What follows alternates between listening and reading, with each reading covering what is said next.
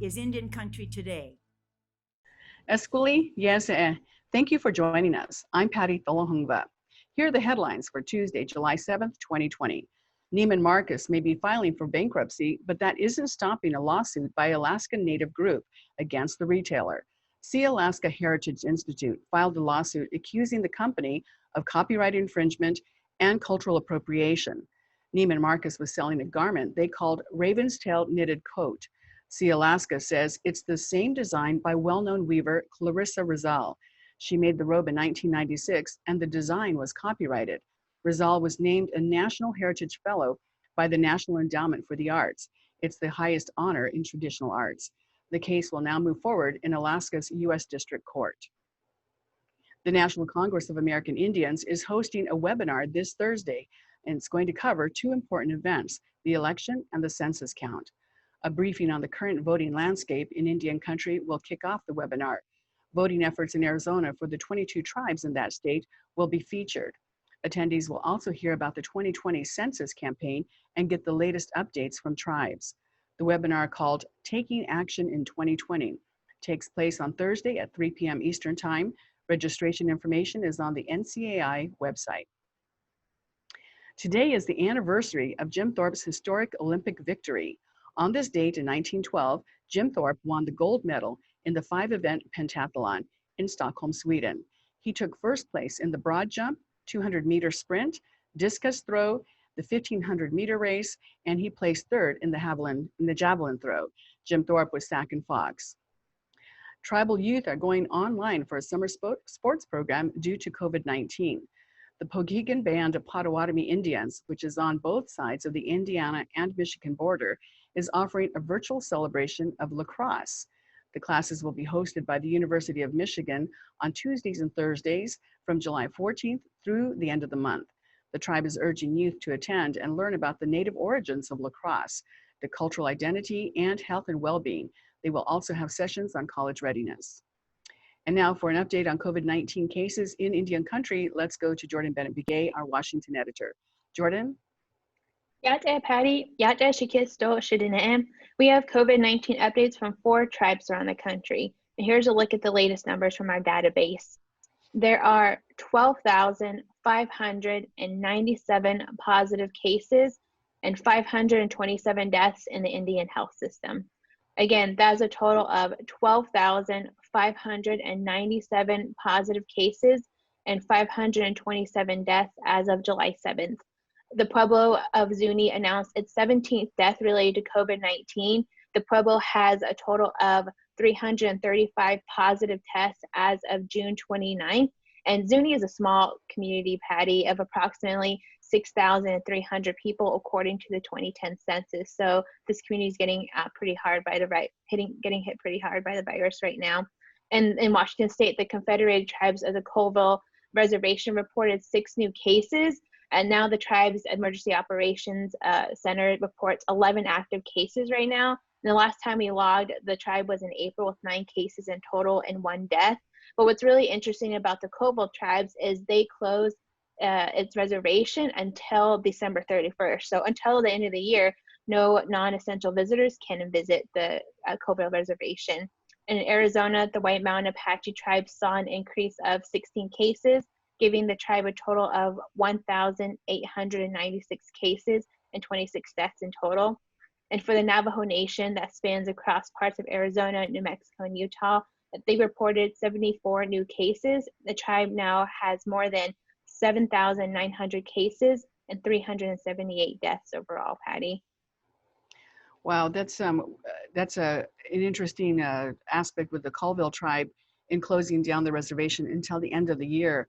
We know that other tribes have put in place, like back in March, the Bay Mills Indian community put in place a 90-day lockdown and really sent the message home to the community that this was an important thing to pay attention to and to raise that awareness of how contagious the coronavirus is.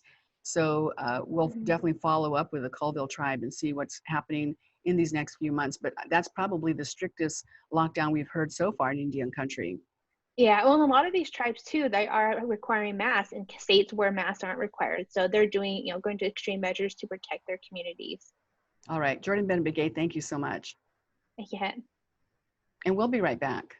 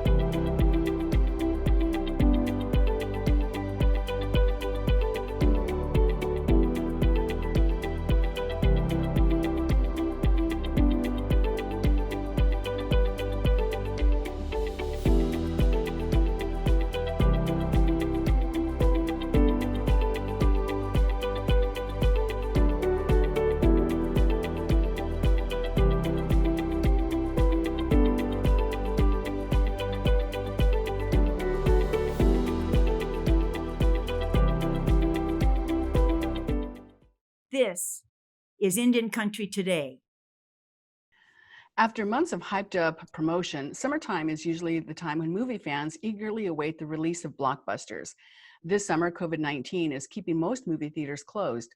Still, there is a way to watch some films, both new releases and old favorites.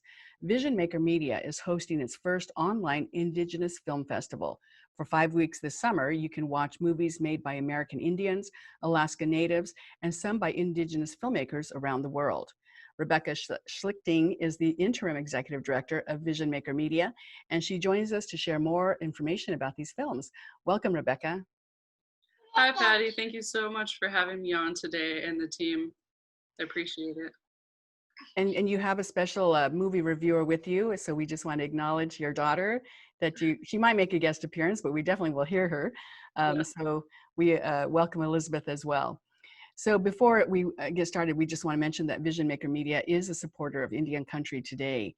And when you made that decision to go online, how did you pick the films that you chose? Because Vision Maker Media has a whole vault of films through all the years it's been in operation. So how did you come down to these movies that you decided to play in the film festival?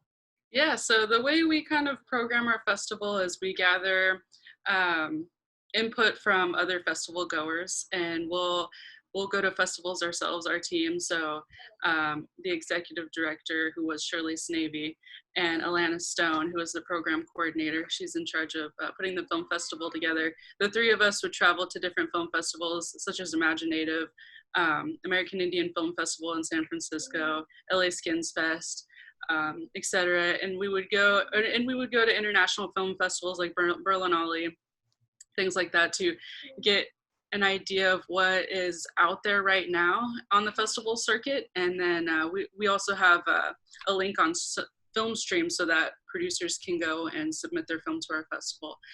And we kind of just select and get feedback from other festival goers that are our friends or partners, and get some ideas from them and kind of narrow down what we think would be good for our festival in particular. And so this year we were planning on hosting the festival in person at different locations around Lincoln, Nebraska, which is where Vision Maker is hosted, or that's our home base.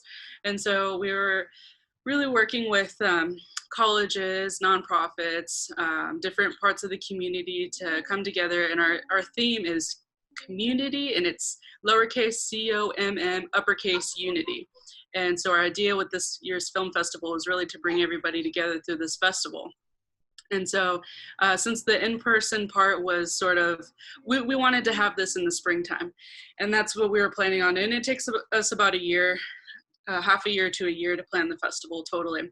And so, and then COVID hit, and now you have to take it online. Exactly, yeah. So we recently made the decision to take our festival online this year, and it will be August 31st to October 5th online. Okay. All of the films are free, and So visionmakermedia.org is our website, and you can go there and there's a film festival tab, and you can register now for updates about the films. We'll have Q&A. Well, let's talk about some of the films that people can see. So in the middle of the summer, it's nice and hot, and you've got the film Atla. Tell us a little bit about that film. Yeah, that's a sled dog film, sled dog racer from Alaska, and he was pretty big back in the day, and it follows his grandson's journey and sort of trying to fulfill his legacy, and so he goes through the training as a sled dog racer, and he's trained by his grandfather, George Atla, who's this great famous guy up there. And that's a really nice family story, because, you know, we don't want to give it all away, but just understanding who his grandfather was and that legacy. Yeah, it's all you, baby. Let's see something out there today, baby. Let's go.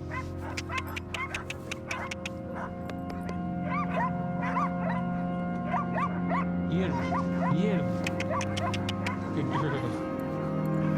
Oh, there's my superstar. There's my superstar. We gotta shock the world. We gonna shock the world. Here it is, George Atlas, the world champion musher, coming in, driving those dogs home, and what a sight. George was the crippler. He's the one that was not supposed to make it. So we never expected him to win, you know. But he did.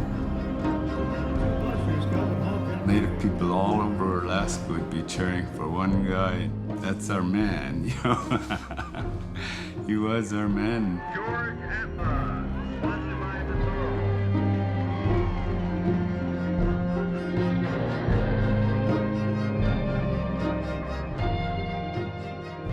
I think if you have a good run, hopefully you'll make the top 5. That would be an accomplishment. I haven't done it for 20-some odd years, I think, you know. So I may be just dreaming. Really tough race. Wow, this is Grandpa George that I've known all my life. I knew he was a dog musher, but I didn't know he was a world champion. That was the first time that I felt that rich history of where I come from. My brother remembers George being treated like, you're not gonna amount to anything. He saw that, and he said, that's what I think George is trying to overcome. That he wanted to be somebody, to be successful as a Native person.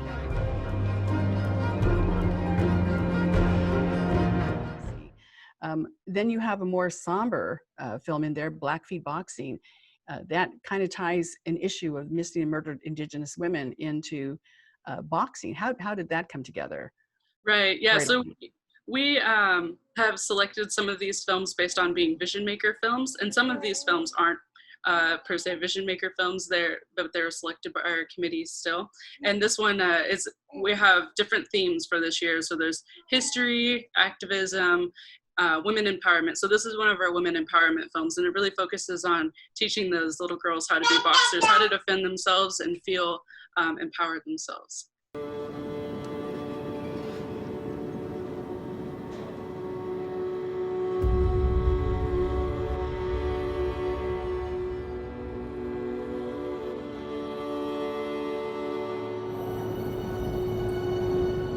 There's been so many murders and people getting hurt on the reservation.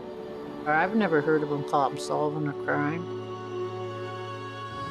Say I'm walking down the street and someone picks me up, I'm gone.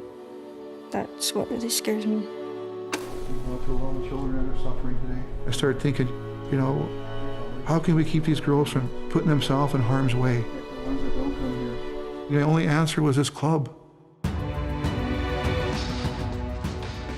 Growing up in this boxing gym, I know what to do. I would, you know, fight back. If someone's trying to take you, you need your strength to get out of that. And all the things I got taught in here, I'm going to do it. You're fighting for your life. You have a lot of young people that are angry. There's your psychologist right there. Whatever's bothering you, you get that bag until you can't get it anymore. It's really important for us to teach our daughters to defend themselves so that they don't become a statistic. And we need to make it known to people that are not Native American. This is a crisis. If you don't fight for your life, you won't have a life.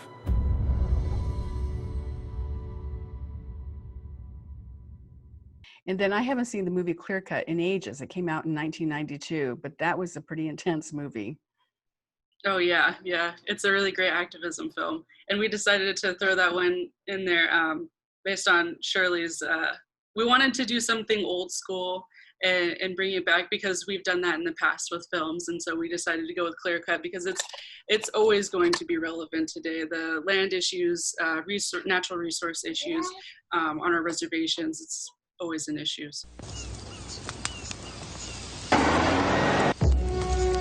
On the edge of the wilderness, a battle is being fought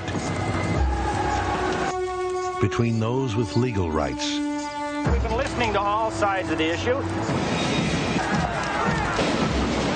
And those with native rights. Tell them they lost. Yeah, it's just a long battle. We haven't won yet. Now, a solitary warrior is taking the battle deeper into the darkness. I'm on your side. You are now. Where beauty becomes terror. Someone has to pay. Dreams become nightmares. Is this your revenge? And life becomes survival. Say a prayer. Why are you doing this? You know, maybe if a guy thinks he cuts down our trees and somebody will cut him. Don't worry. You got yourself the wrong guy here. We have to purify ourselves for what's coming next. What is coming next? Academy Entertainment presents... Stop it. Graham Greene. Stop me. Clear Cut. You see? He's out there! The dream will end.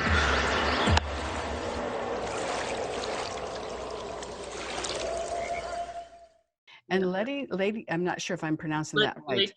Ladies in Waiting. Okay. Mm-hmm. And that's a movie about transgender women in Tonga. That's right.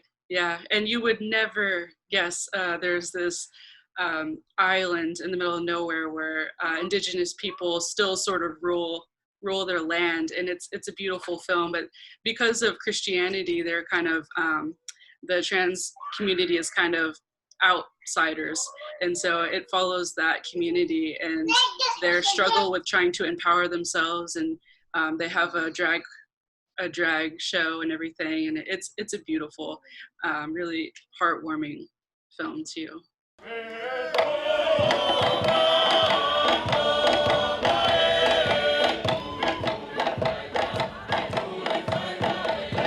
Tonga is the last remaining kingdom in the Pacific, and we're very proud of who we are.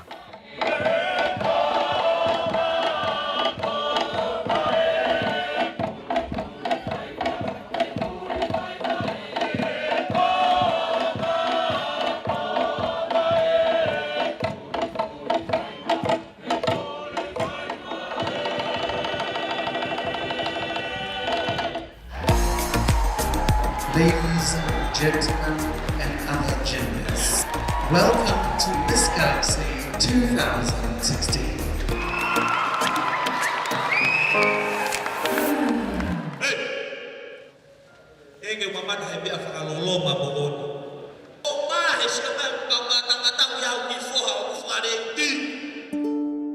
Joey Matale is a man, even if he changed the way he dresses, even if he changed the way he speaks.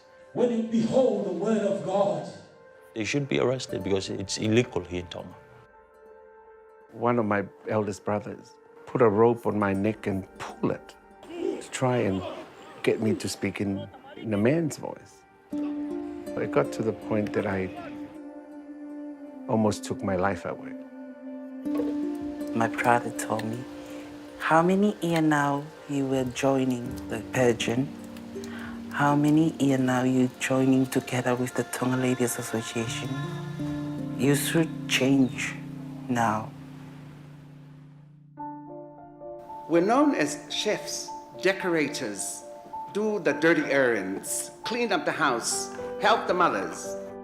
Kono uhinga ia e whi mau koe ke taria sisu, ke tu usi ai whakamala ia koe. And they don't know that it's hurt, right?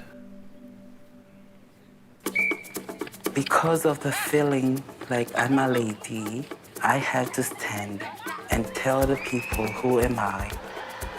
I will never bend my life to anyone's policy. I will be somebody.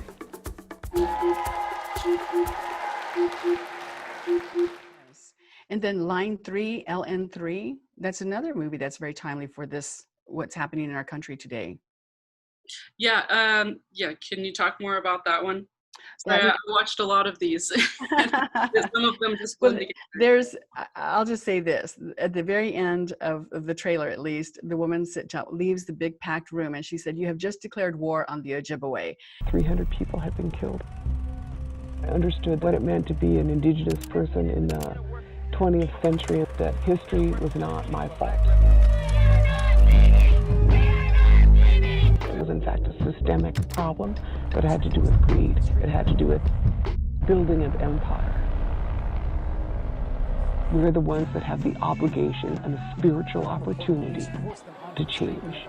Eric Swanson on behalf of Enbridge Energy to discuss this critical safety and integrity-driven project.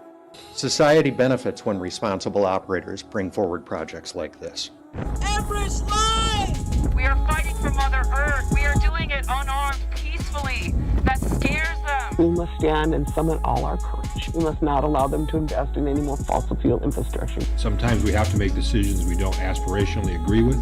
You have just declared war on the Ojibwe. This is about clean water for future generations.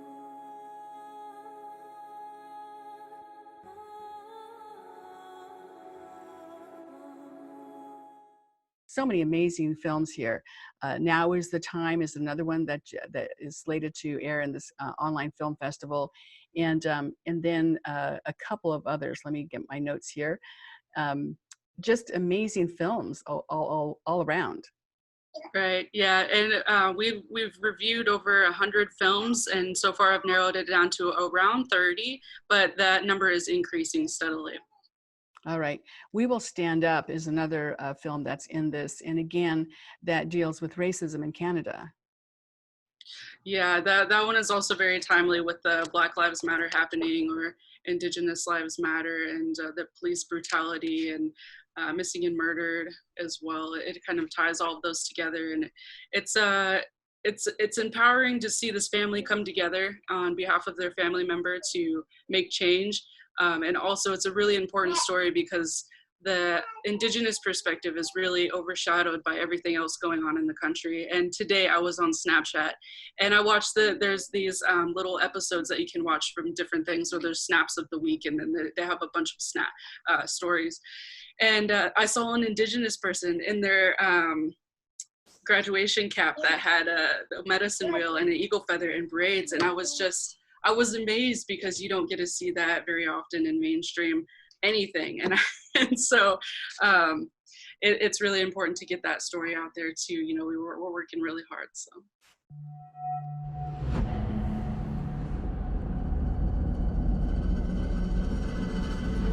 When my brother was shot on August 9th, I was dancing at a powwow, and my cousin comes up to me before I dance with tears in her eyes, and she said that Coco had died.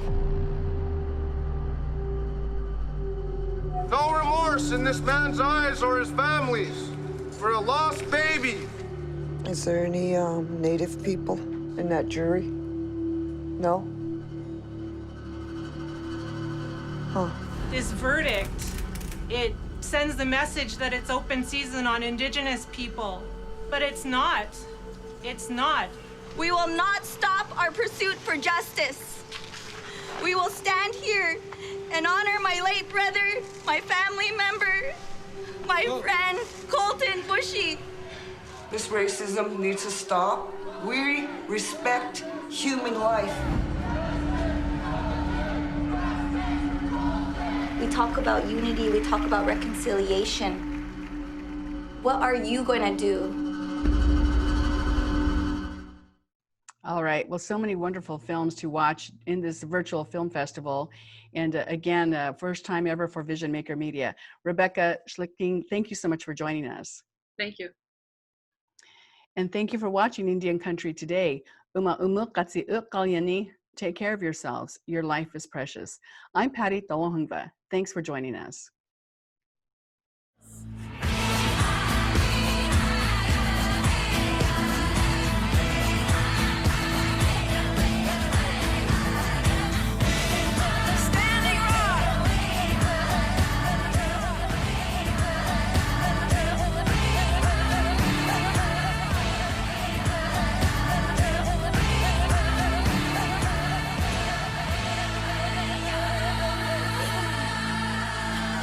This is Indian Country Today,